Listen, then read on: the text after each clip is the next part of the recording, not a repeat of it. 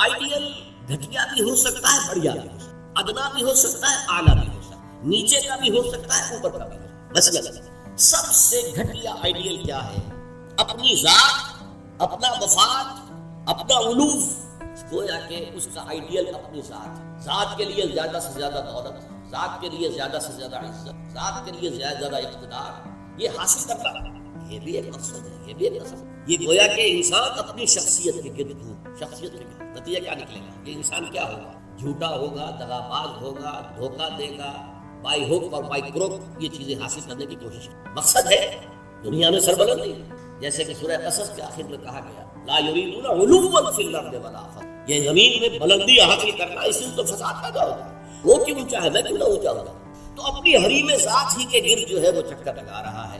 تو ظاہر بات ہے کہ جو اس آئیڈیل پر ہے وہ اخلاقی اعتبار سے انتہائی گھٹیا ہوگا، اس لیے کہ قرآن کہتا ہے ان النفس لامارۃ بالسوء، نفس جو ہے وہ برائی ہی کا حکم دیتا ہے۔ دولت مطلوب بن گئی، مقصود بن گئی، تو بائی حق اور بائی کروک، بائی حلال اور بائی حرام، بائی جائز اور بائی ناجائز، یہ کہ مقصود ہے۔ لہذا گھٹیا ترین آئیڈیل ہے انسان کا نفس، گھٹیا ترین، اور اس سے پست ترین اخلاق، رذائل اخلاق اس سے وجود میں آئے۔ اس سے ذرا بلند تر سطح جسے ہم کہتے ہیں قوم پرستی، وطن پرست۔ If a person is a really nationalist person، اب نیشن آج کل تو آپ کو معلوم ہے نیشن اسٹیٹس کا تصور ہے، وطن بھی نیشن کی اور بنیاد پر بنتا ہے۔ تو نیشنلزم قوم پرست، پہلا آدمی کون تھا؟ خود پرست، وہ پرستش کر رہا تھا اپنی، خود پرست، سیلف سینٹرڈ، اس کا مطلوب و مقصود اپنی بلندی، اپنی دولت۔ لیکن یہاں اس سے ذرا بلندتر ہو گیا، میں اپنی قوم کے لیے محنت کروں گا، قوم کی سربلندی کے لیے، قوم کی آزادی کے لیے، قوم کی عزت برقرار رکھنے کے لیے، اپنے وطن کے لیے کٹ بڑھوں گا، اپنے وطن کی آزادی کے لیے قربانیاں دوں گا۔ ایک بہتر کردار وجود میں آئے گا کہ نہیں؟ یہ شخص جو ہے اپنی قوم سے کبھی جھوٹ نہیں بولے گا، باقی دنیا سے بولے گا۔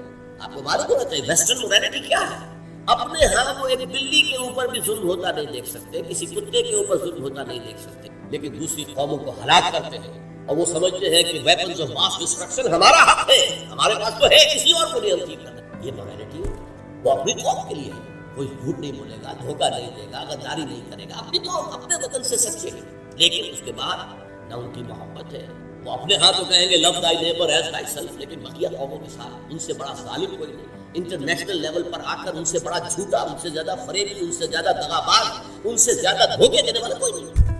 لیکن پھر بھی کم سے کم اس شخص سے تو بہتر ہوا جو شخص اپنی ذات ہی کے اوپر سینٹرڈ ہے، خود پرست ہے، نفس پرست ہے، اس سے یقیناً ایک بلند ترین، بلند تر آئیڈیل ہے وطن پرستی، قوم پر۔ یہ قوم پرستی اگر ہے تو ایسا تو نہیں ہوگا کہ قوم کے لیے ہتھیار خریدنے گئے تھے تو زبردست رشوت لے کر گھٹیا ہتھیار خرید لیے، یہ نہیں کرے گا۔ ہمارے ہاں یہ بھی ہوتا ہے، اس لیے کہ ہمارے ہاں قوم پرستی ہے ہی نہیں، وطن پرستی ہے ہی نہیں۔ اس حوالے سے اب حالانکہ آپ کو معلوم ہے کہ ہتھیار جو ہے زندگی اور موت کا مسئلہ ہے، جب جنگ ہو رہی ہے اور کریٹ کھولا گیا، معلوم ہوا یہ تو استعمال کے قابل ہی نہیں ہے یہ ہتھیار، کیا ہوگا اس وقت؟ ایک موقع پر محاذ میں وہ کھولا گیا ہے باکس، اور معلوم ہوا کہ یہاں سے کچھ اور رکھا، لیکن لوگ ہیں رشوتوں کے لیے، کک بیکس کے لیے، جو بھی وہ ان کے کمیشنز ہیں گھٹیا مان لیتے ہیں، ڈومینو ہے جسے آپ کہتے ہیں۔ تو وطن پرستی یا قوم پرستی ایک نسبتاً ہائر آئیڈیل ہے، اس سے اوپر ایک اور ہے۔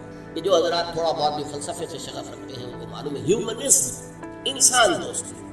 یہ جیسے ٹالسٹائے تھا، بہت بڑا ادیب تھا روس کا، وہ ہیومنزم کا قائل، انسان سے دوستی ہونی چاہیے، انسان محبوب ہونا چاہیے، تمام انسان سے محبت کریں، ہیومن بینگ ایز ہیومنز، چھوڑ دیں کہ وہ ہمارے ملک کا رہنے والا ہے یا نہیں ہے، ہیومن بینگ، بھول جائے اس کو کہ وہ ہماری قوم سے اور نسل سے ہے یا نہیں، ہیومن بینگ، ہیومنزم، یہ ہائیسٹ فلسفی۔ لیکن آپ سوچ لیجیے کہ اول تو یہ کہ اس تک پہنچنا بڑا مشکل ہے، اپنی قومیتوں کے حدود سے، وطنیتوں کے حدود سے، اپنے ذاتی مقاصد اور ذاتی جو بھی مفادات ہیں ان سے بلندتر ہو کر واقعتاً ہیومنسٹ ہونا آسان کام نہیں ہے۔ لیکن ہیومنسٹ جو ہے اس کے اندر بھی انسان کی محبت تو آ جائے گی، انسان مطلوب ہو جائے گا اس کا، اور اس اعتبار سے وہ قوم پرست اور وطن پرست سے برتر ایک شخصیت ہوگی۔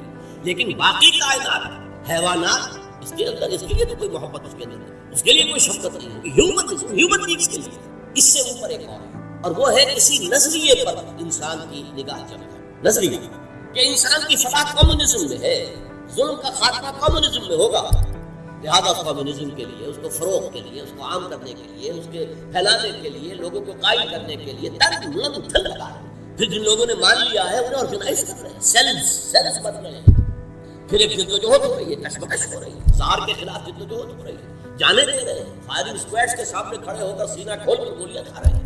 یہ سب کیا ہے؟ ایک تصور کے حسن مبہم پر ساری ہستی لٹائی جاتی ہے۔ ایک تصور ہے، ایک آئیڈیل ہے، کمیونزم جو ہے ایک آئیڈیل ہے، ایک آئیڈیالوجی ہے۔ اس آئیڈیالوجی کو اپنا آئیڈیل بنا کر اور پھر جدوجہد اور محنت اور قربانیاں اور احساس سب کچھ۔ اب ایک ہی چھلانگ ہے، خدا پرست ہائیسٹ آئیڈیل، یہ ہے جس کو کہ علامہ اقبال نے کہا ہے، در دشت جنون من جبریل زبوس ہے دے یزداد کمن داور اے ہمت مردانہ، اے ہمت مردانہ، کمن ڈالو اللہ پر۔ یہ اصل میں تشبیہ سمجھیے، آپ ایک اونچی فصیل پہ چڑھنا چاہتے ہیں، کمند ہوتی تھی پہلے، اب کمند کو پہلے پھینکنا پڑتا ہے، آپ کا زور بازو ہونا چاہیے نا، جب آپ پھینکیں گے اونچا جا کر لگ جائے گا۔ جتنی اونچی کمند ہوگی اتنا اونچا آپ چڑھ سکیں گے، اس سے آگے تو نہیں جا سکتے۔ کمندی کے درمیان میں اٹک گئی تو درمیان میں آپ بھی اٹکے رہ جائیں گے، ٹاپ پر تو آپ نہیں جا سکتے جب تک کہ وہ کمند جو ہے ٹاپ پر نہ لگے جائے۔ تو یوں سمجھیے کہ پہلے انسان کو اپنے ذہن سے، اپنے فکر سے، اپنی سوچ سے اپنا آئیڈیل معین کرنا ہوتا ہے۔ Who is my ideal? میرا نفس؟ نو۔ میرا وطن، میری قوم؟ No. Human beings? No. He is my ideal. اس کی محبت، اس کے ساتھ خلوص و اخلاص، اس کے لیے جدوجہد۔ اب آپ دیکھیے، کمیونسٹ کے لیے محبت ہوگی، مزدور کے لیے محبت ہوگی، اس کے اندر سرمایہ دار کے لیے نہیں ہوگی۔ سرمایہ دار تو دشمن ہے، اس کا تو پیٹ پھاڑے گا، لہٰذا وہ محبت اس کی پوری یونیورسل نہیں ہو سکتی۔ اللہ کو جس نے آئیڈیل بنا لیا، اللہ منزل ماں کبریاست، میری منزل، میرا آئیڈیل، میرا مقصود، میرا مطلوب، میرا محبوب حقیقی اللہ، یہ ہے ہائیسٹ آئیڈیل۔ اور جو شخص اللہ کو اپنا آئیڈیل بنا لے، اپنا مقصود بنا، اپنا مطلوب بنا لے، اپنا محبوب بنا لے، وہ در حقیقت بلند ترین کردار ہوگا، اور اس کی مکمل مثال محمد الرسول اللہ صلی اللہ علیہ وسلم کی محبوب حقیقی اللہ کے سوا کوئی نہیں۔ نصب العین وہی ہوتا ہے جہاں پہ نگاہ جمی ہوئی ہے، اگرچہ اس کے لیے جو محنت کر رہے ہیں وقتی طور پر آپ کا کوئی اور ہدف ہو سکتا ہے، جیسے ہم کہتے ہیں کہ اصل نصب العین تھا اسلام کو دنیا میں غالب کرنے کی جدوجہد، اس کے لیے پہلا نصب العین بن گیا پاکستان کا حصول۔ یہ دوسری بات ہے کہ ہم پاکستان کو حاصل کرنے کے بعد بھول گئے کہ کس لیے ہم نے حاصل کیا، اور اسی لیے ذلیل و خوار انڈیا کے مقابلے میں سر اٹھا کر کھڑے ہونا ہمارے لیے ممکن نہیں ہے، سوائے اس کے کہ ایٹمک ڈیٹرنٹ جو ہے اس کا سہارا لیا ہوا ہے، اور اگر خدا نہ خواستہ میرے نزدیک تو تقدیر مبرم میں امریکہ نے یہ آپ سے چھین کر لے رہے ہیں، پھر کیا رہ جائے گا؟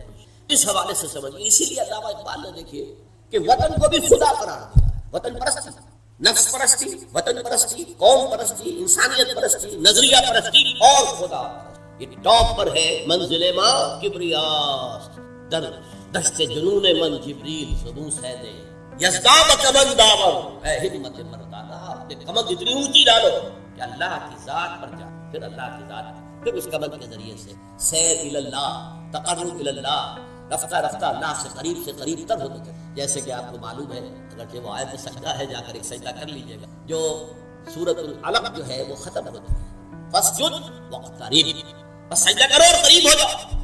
یہ سجدہ کرنا اللہ سے قرب کا ذریعہ، واقترب، قریب۔